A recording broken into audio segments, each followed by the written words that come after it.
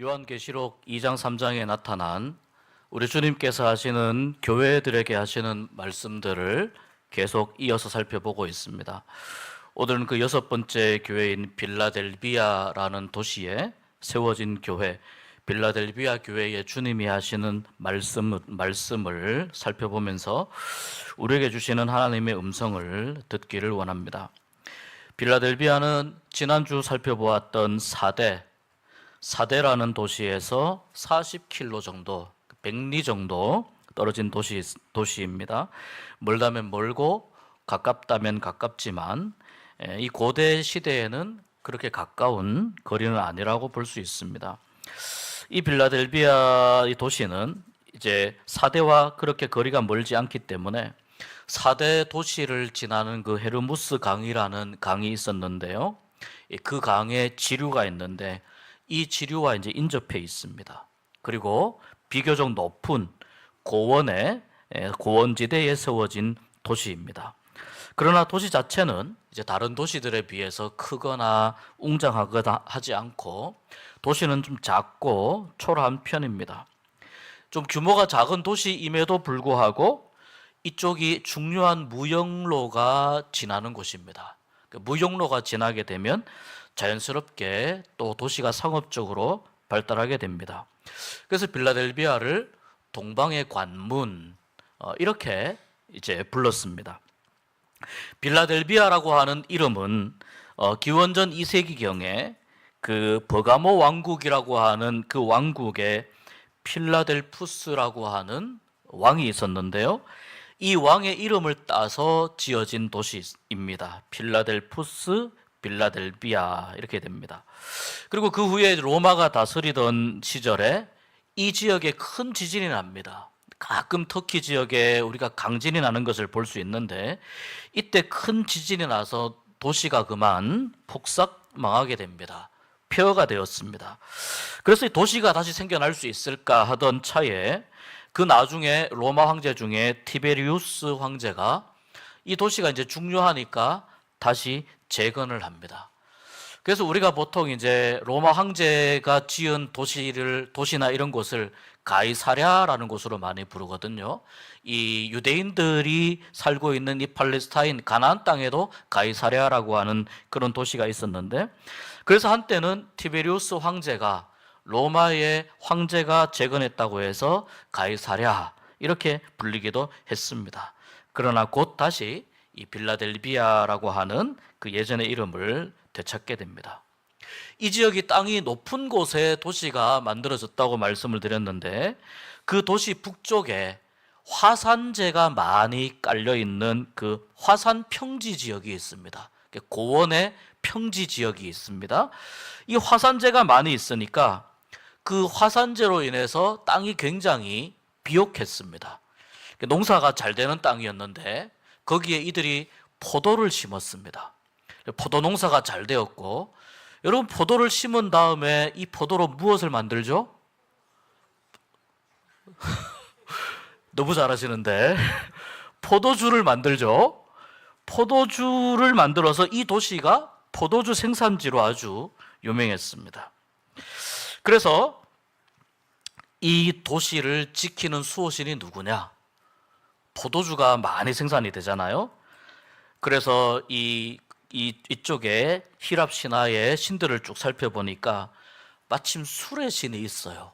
술의 신이 누구냐? 디오니소스라고 하는 신이에요. 그래서 이 도시에 디오니소스라고 하는 그 신이 빌라델비아를 지킨다, 수호신이다.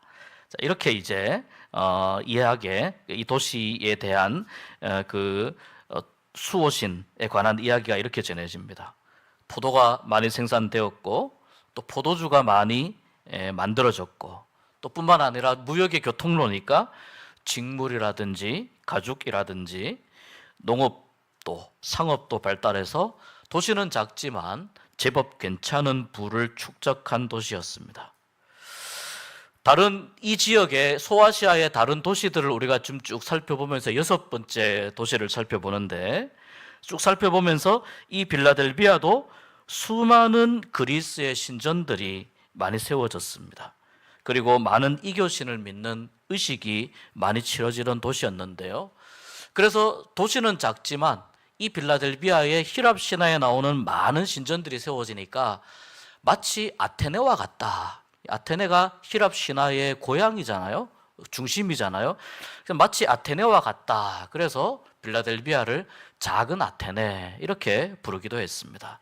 그러니까 얼마나 이 빌라델비아 도시가 이 술의 신이 지키는 도시니까 얼마나 또 그 음주로 인한 다양한 그 문제들이 발생하고 또 얼마나 다양한 히랍 신화에 나오는 신들을 섬기니 이 도시가 영적으로 혼탁했는가 하는 것을 우리가 알 수 있습니다. 아주 특이한 점은 오늘날에는 이 도시에 그리스도인들이 많이 살고 있다고 합니다. 그래서 예전과는 좀 다른 분위기이다 이런 이야기도 있는데 어쨌거나 빌라델비아의 교회가 세워진 것이 어떤 경로로 또 누구에 의해서 세워졌는지 정확히 알려지지는 않았습니다만 그러나 빌라델비아 교회와 관련해서 고대의 기록이 하나 있는데 기독교 초기 사상가이고 역사가였던 유세비우스의 그 책에 보면 한 AD 100년에서 160년 정도 그때 이 빌라델비아 교회에 여자 선지자 한 명이 나타나는데요. 암미아라는 이름을 가진 여자 선지자가 나타나서 그녀가 탁월한 활약을 함으로 말미암아 이 교회가 영적으로 많이 부흥했었다. 이런 기록이 이제 유세비우스의 기록에 남아 있습니다. 이렇게 이 빌라델비아 교회에 대한 우리가 서론적인 배경적인 내용들을 잠시 살펴보고 오늘 말씀으로 들어가려고 합니다. 오늘 보면 빌라델비아 교회에 말씀하시는 분이 있습니다. 물론 예수 그리스도입니다. 우리 주님이 말씀하시는데 주님에 대해서 어떻게 표현을 하고 있느냐? 거룩하고 진실하고 다윗의 열쇠를 가지신 분으로 말씀하고 있습니다. 예수님을 거룩하신 분, 진실하신 분, 다윗의 열쇠를 가지신 분으로 이렇게 오늘 말씀에서 표현을 하는데 거룩하다고 하는 것은 여러분 구약에서부터 이 거룩이라고 하는 개념은 성경에 굉장히 중요한 개념이고 성도들의 삶에 있어서 매우 중요한 요소입니다. 이게 뭐냐면 무엇으로부터 분리된다 이런 뜻입니다. 그래서 구약 성경에 거룩하게 하고 이런 말을 구별하게 하고라고 하는 말로 많이 같이 비슷한 의미로 사용을 했습니다. 예를 들어서 하나님께 바칠 양이라든지 염소, 제물이 있잖아요. 이것을 불에 태워서 하나님 앞에 드려야 되는데 이 양이나 염소를 구별하여 라고 표현을 했습니다. 그 말은 곧 무슨 뜻이냐면 거룩하게 하여 라는 뜻입니다. 그러니까 거룩하다고 하는 것은 어떤 것으로부터 어떤 상태로부터 분리된다 이런 것입니다. 그 어떤 상태가 무엇입니까? 세속적인 것이죠. 그리고 타락한 것이죠. 하나님이 기뻐하시지 않는 여러 가지 다양한 삶에 죄악된 모습들이죠. 이런 것들로부터 분리한다. 너희는 거룩하라. 왜냐? 나 여호와가 거룩하기 때문이다 라고 우리 하나님이 레위기에서 말씀하시는 것처럼 이 거룩함은 하나님의 본질적인 속성입니다. 그래서 주님을 거룩하시다 이렇게 이야기하는 것은 우리가 지난 수요일에 삼일체 하나님에 대해서도 말씀을 함께 나누었지만 우리 성자이신 예수님께서 하나님처럼 곧 하나님으로서 온전히 거룩하신 분이다 라는 것을 의미하는 겁니다. 어떤 죄에도 영향을 받지 않으시는 거룩하신 분이시다라는 것을 선포하는 것입니다. 그 다음 예수님에 대해서 진실하신 분이라고 말씀하고 있습니다.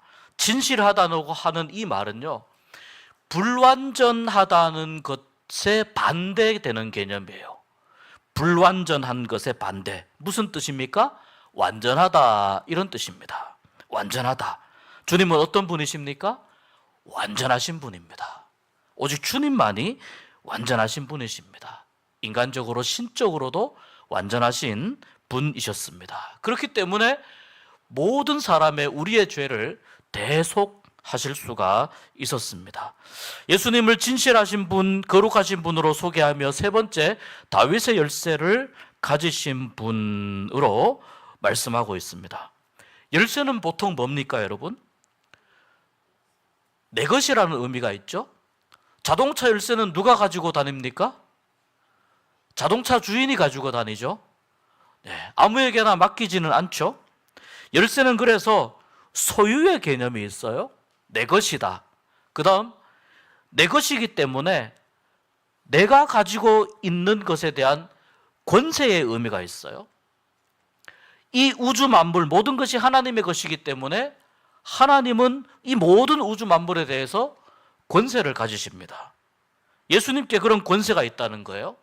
그 다음에 내 것이기 때문에 나의 마음대로 할 수 있다는 것입니다. 자, 이 열쇠가 누구로부터 이어지느냐? 다윗으로부터 이어진다. 이 말은 성경을 읽는 유대인들 같은 경우에 다윗으로부터 이어지는 왕권이라고 하는 이 표현이 굉장히 중요합니다. 유대인들이 가장 존경하는 왕이 다윗 왕이기 때문에 늘 다윗 왕의 그 왕권을 이어받은 메시아가 나오기를 누구보다도 유대인들이 간절히 기다렸습니다.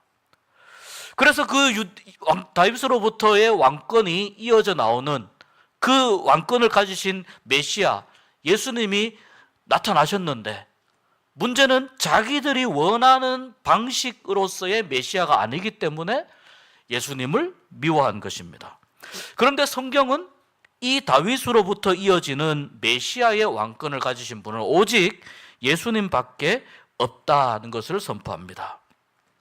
완전하신 분, 또 온전히 거룩하신 분, 그리고 왕으로서의 권세와 권위를 가지신 예수님, 그분이 말씀하신다, 이런 뜻입니다. 어디에? 빌라델비아 교회에 말씀하시는데, 이 열쇠를 가지고 주님이 어떻게 하시느냐? 열면 닫을 사람이 없고 닫으면 열 사람이 없다.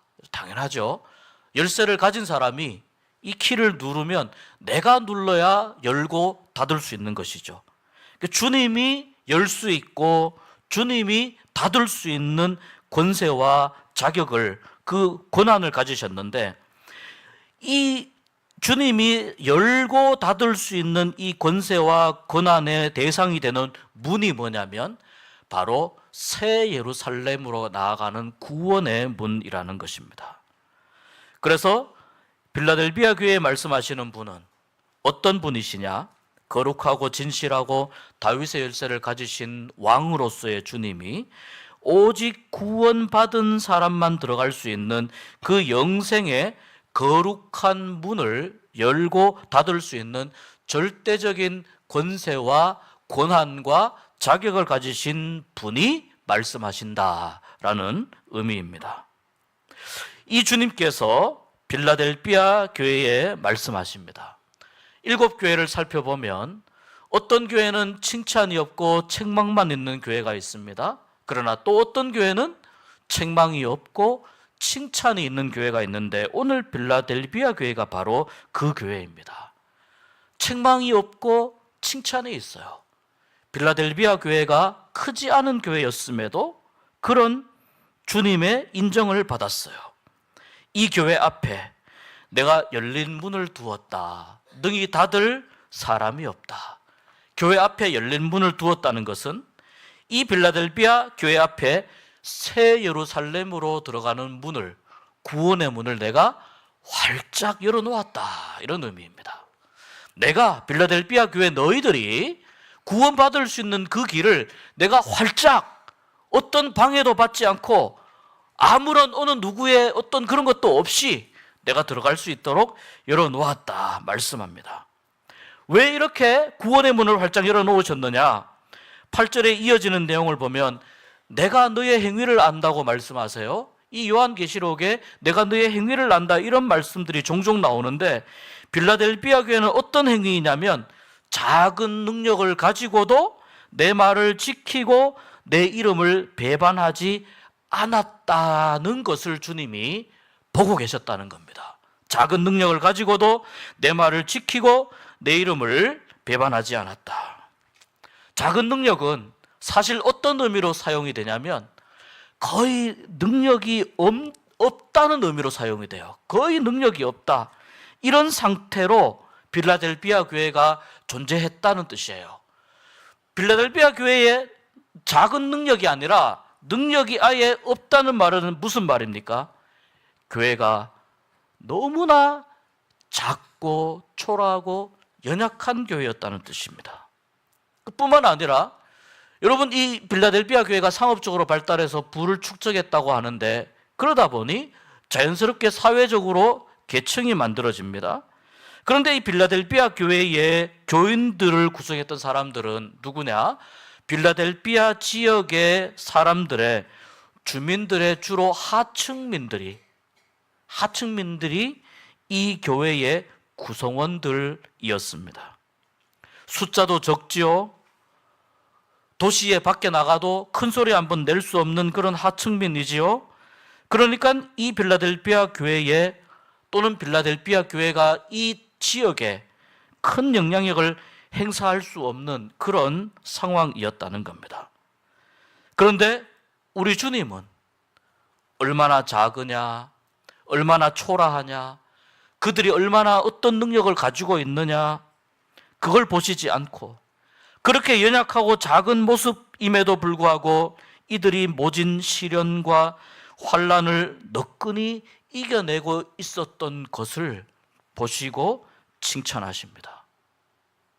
환난과 어려움과 시련을 작은 능력을 가지고도 보세요. 내 말을 지키며 내 이름을 배반하지 아니한 그러한 빌라델비아 교회의 교인들의 그 행위를 주님이 아신다는 거예요. 우리 주님은 여러분 다 아십니다.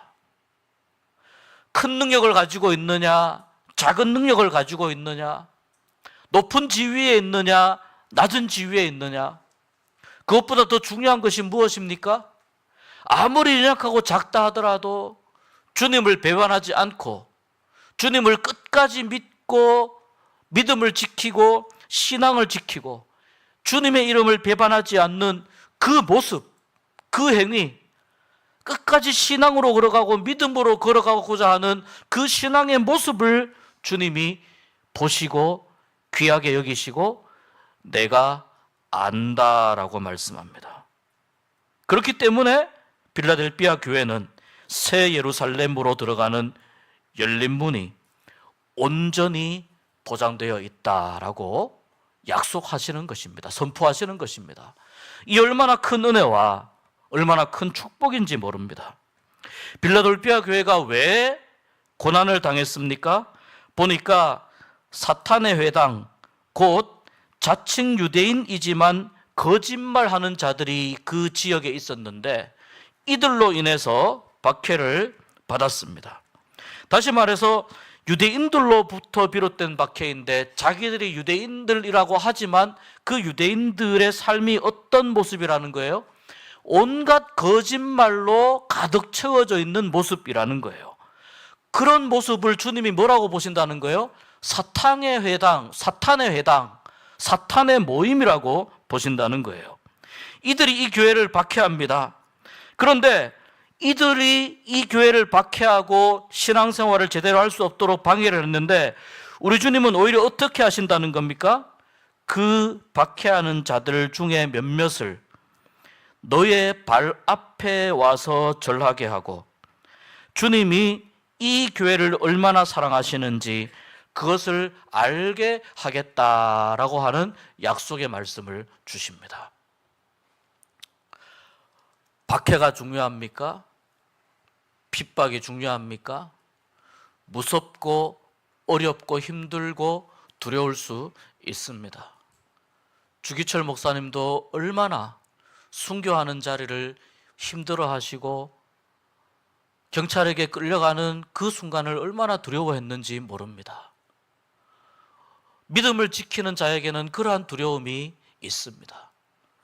그런데 믿음을 지키는 자에게 다가오는 엄습하는 그 두려움보다 오히려 더 크고 그 두려움의 흔적마저 사라지게 할 수 있는 것이 무엇이냐? 구원으로 인한 하나님의 은혜와 축복인 줄 믿습니다. 여러분, 힘들고 어려운 일, 때로는 믿음 때문에 박해받는 일들 때문에 내가 두렵고 내가 무섭고 내가 불안하고 내가 넘어질 것 같을 때, 그때 그 모습을, 그 행위를 지켜보시는, 안간힘을 쓰면서 이 믿음을 지키고자 애쓰고 노력하는 그 행위를 보고 계시는 우리 주님 앞에 나와서 주님의 도움을 구하시기 바랍니다. 그렇게 할 때에 이러한 두려움이 사라지게 될 수 있고 끝까지 믿음을 지켜나갈 수 있게 되고 마침내 우리 하나님의 구원의 약속과 구원 가운데 주시는 은혜와 축복을 받고 누리게 될 줄 믿습니다.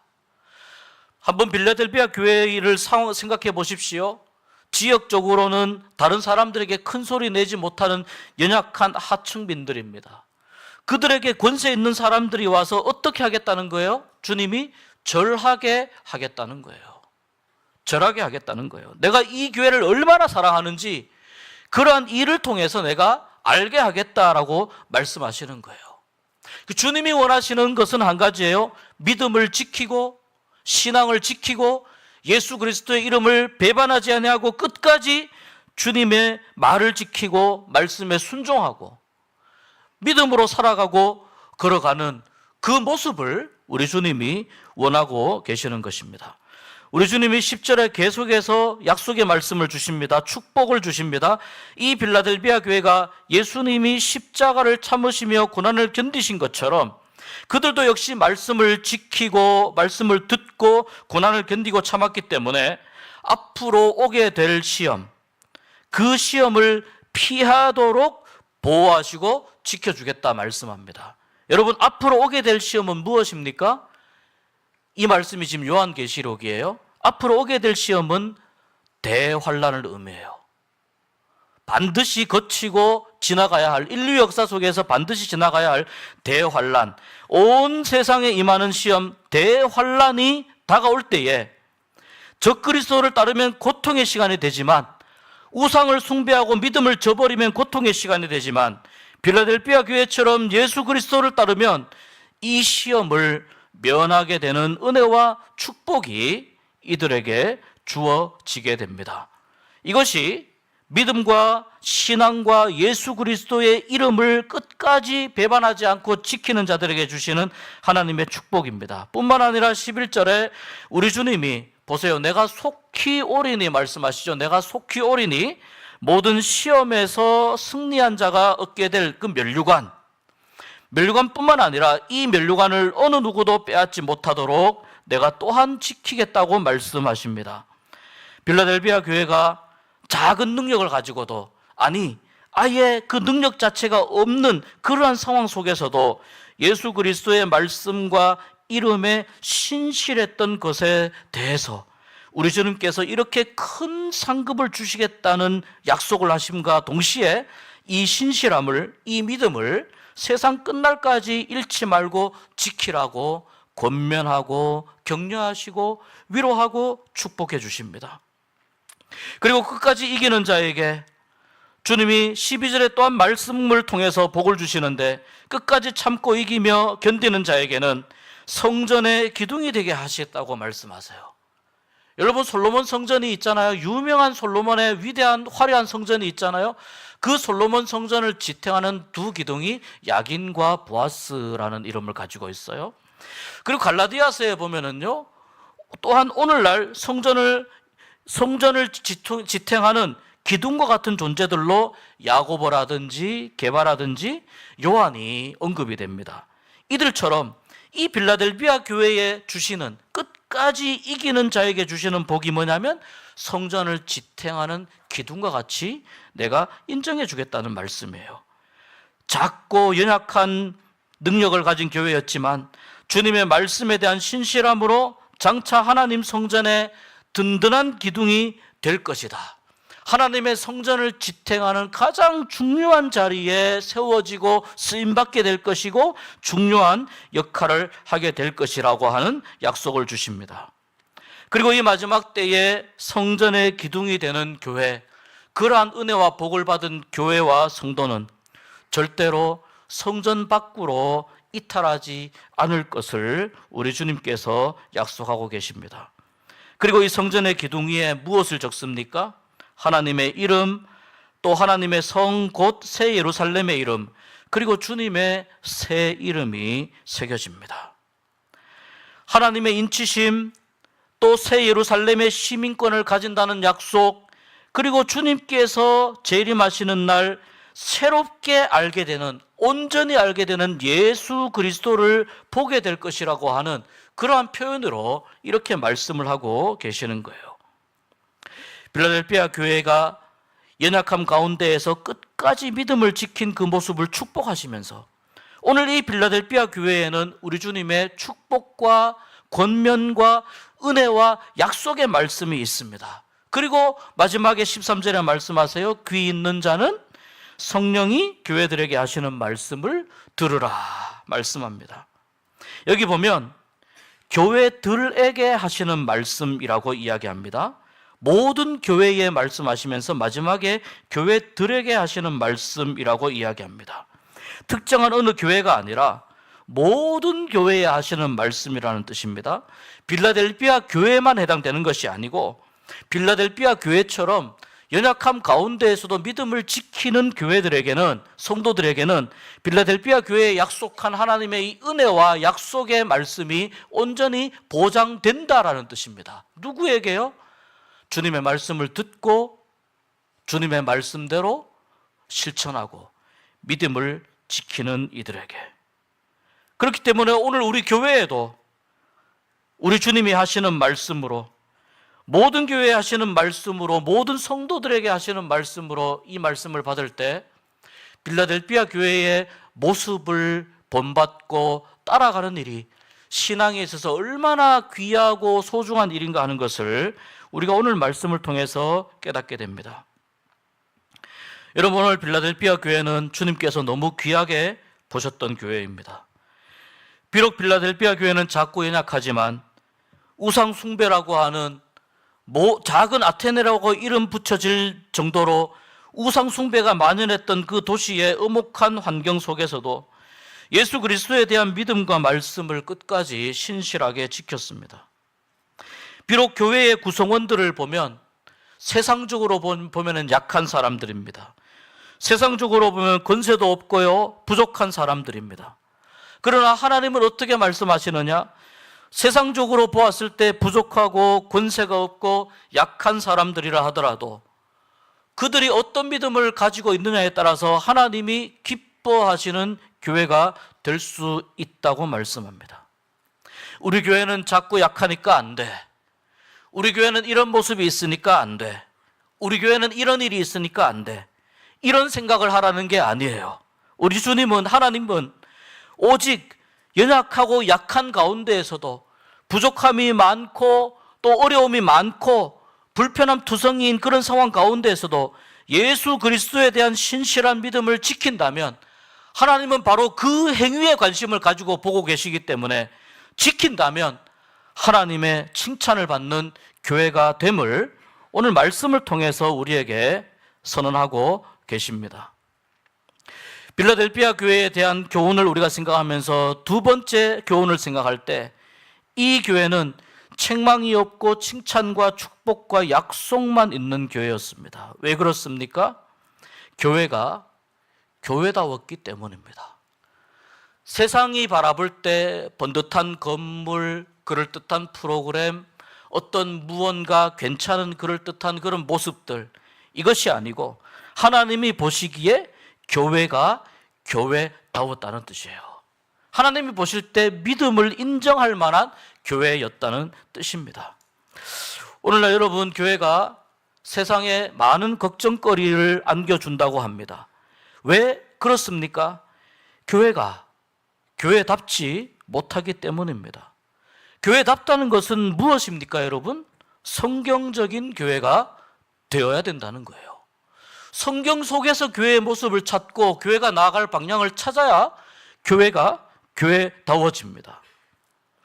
그 안에 있는 사람들의 사사로운 어떤 이익이나 관계성 속에서 서로 봐주기를 한다든지 주고받는 거래가 난무하는 그러한 모습이 아니고요, 하나님의 말씀을 기준으로 삼고 말씀에 따라 세워지고 말씀에 따라 움직여지고 성령님이 다스리시고 역사하시는 교회가 되어야 교회가 교회답다는 겁니다. 하나님 보시기에 교회다운 교회가 될 수 있다는 것입니다. 우리 하나님은 마지막 때까지 그런 교회를 찾으십니다. 그리고 마지막 때에 보십시오, 새 예루살렘 성에 어떤 방해도 없이 온전히 들어갈 수 있는 새 예루살렘 성에 활짝 열린 문으로 들어갈 수 있는 구원의 은혜와 복을 누릴 수 있도록 은혜 베풀어 주시는 줄 믿습니다. 세 번째, 이 빌라델피아 교회에 대해서 우리가 생각할 교훈은 신앙을 잘 지키게 될 때, 우리 주님이 이런 말씀을 하셨어요. 시험에 대해서는 그냥 지나갈 수 있다라고 말씀했어요. 마지막 때에 오는 최후의 심판이나 고난은 모든 이들에게 해당이 됩니다. 그런데 우리 주님은 그 모든 역사 속에서 경험할 수 있는 이 큰 시험에 대해서도 우리 주님은 하나님의 은혜와 능력에 의해서 그 시험을 당하지 않도록 그 시험의 때를 면하게 하겠다고 말씀하셨습니다. 이유는 하나입니다. 그들이 온전한 믿음을 지켰기 때문입니다. 우리의 관심이 무엇이 되어야 됩니까? 온전한 믿음을 지키고 있느냐, 온전한 믿음을 지키지 않느냐, 여기에 우리의 믿음과 신앙의 관심의 초점이 맞춰져야 됩니다. 그래서 여러분, 온전한 믿음은 축복입니다. 온전한 믿음은 하나님의 축복을 받는 통로입니다. 빌라델피아 교회에 대한 말씀을 우리가 잠시 읽고 생각해 보면서 오늘날 우리 주님은 여전히 빌라델피아 교회 같은 그러한 교회를 찾고 계신다는 것을 알 수 있습니다.